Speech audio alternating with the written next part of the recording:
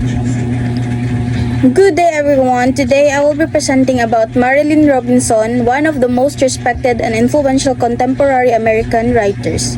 In this report, I will cover 10 important aspects about her as an author.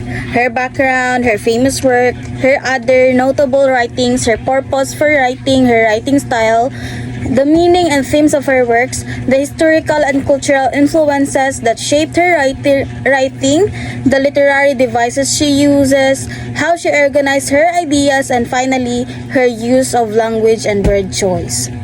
So, we'll go first with the author's background. Marilynne Robinson was born in 1943 in Sandpoint, Idaho. She grew up in a small rural town, and this quiet environment influenced much of her reflected and nature-focused writing. She studied at Brown University and later earned her PhD from the University of Washington. These academic experiences helped develop strong intellectual philosophical voice. Robinson became a professor and taught creative writing at the Iowa Writers' Workshop, one of the most prestigious writing programs in the United States. Important events in her life, such as her exposure to theology, her academic achievements, and her experience living in Midwestern America, shaped the spiritual and moral themes that appear in her works. So the famous work, Gilead.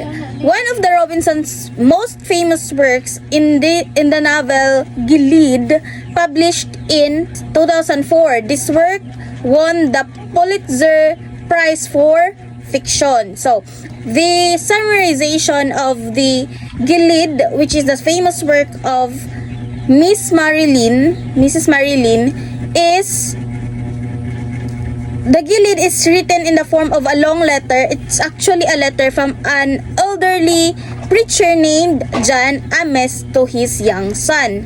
This structure allows the story to feel intimate and sincere.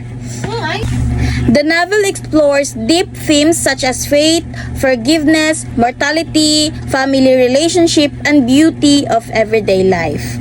Robinson uses vivid imagery and symbolism throughout the book. Light often symbolizes spiritual clarity, while everyday events are presented as moments of grace. Through these techniques, Robinson's convey that life, even in its simplest form, is filled with meaning. So, the summary of Gilead was actually, it's a letter from a father to a son. He is stating there the life of his great-grandfather, his grandfather and his father, which is his great-grandfather is a preacher who uses violence, but his father is a preacher also, but it's against to his grandfather who uses violence. His father uses peacefulness against violence. That's the message of the story. And we have the slide 4.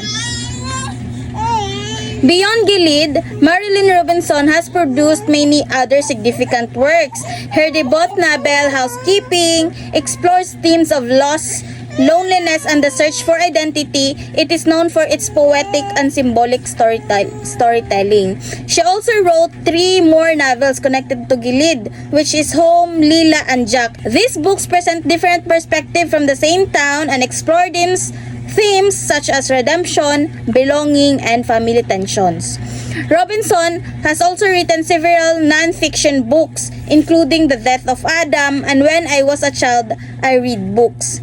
This essays collection discuss topics like religion, American culture, human dignity, and democracy. They help readers understand the deeper philosophy behind her fiction.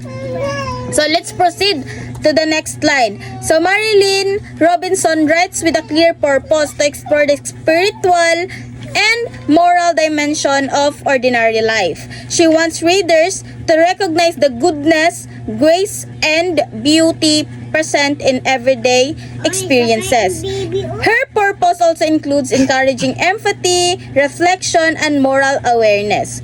Robinson's writing style is lyrical, meditative, and philosophical. She often uses long, flowing sentences that resembles reflective thought. Her tone is calm and introspective. Instead of fast-paced action, her books focus on emotional depth and interior lives of her characters. This makes her writing rich in meaning and spiritually resonant. Robinson's writing contains several recurring themes, including faith, spirituality, family relationship, grace, forgiveness, identity, and the search for belonging. Her stories are influenced by cultural and historical contexts such as American Protestant tradition, Midwestern rural life, and social issues in the 1950s, including racial tensions and moral debates. This context helps shape the questions her characters struggle with. Robinson uses powerful literary devices, symbolism, imagery, biblical allusions, streams of consciousness. These techniques give her writing its poetic and contemplative quality. Robinson organizes her stories in non-linear way. Instead of straightforward plot lines, she uses letters, memories, monologues, and flashbacks. This mirrors how people naturally reflect on their lives. Her language is elegant, poetic, deeply thoughtful. She chooses words carefully, often using spiritual or philosophical vocabulary such as grace, redemption, mercy, and light. Her word choice reinforces the themes she emphasizes: the beauty of simple life, the importance of compassion, and the presence of spirituality in everyday moments. Overall, Robinson's distinct use of language and her thoughtful story use organization make her work powerful and meaningful. So that is Miss Marilynne Robinson. So thank you for listening. Marilynne Robinson's work remind us that literature can help us slow down, reflect, and see the beauty and meaning in everyday life.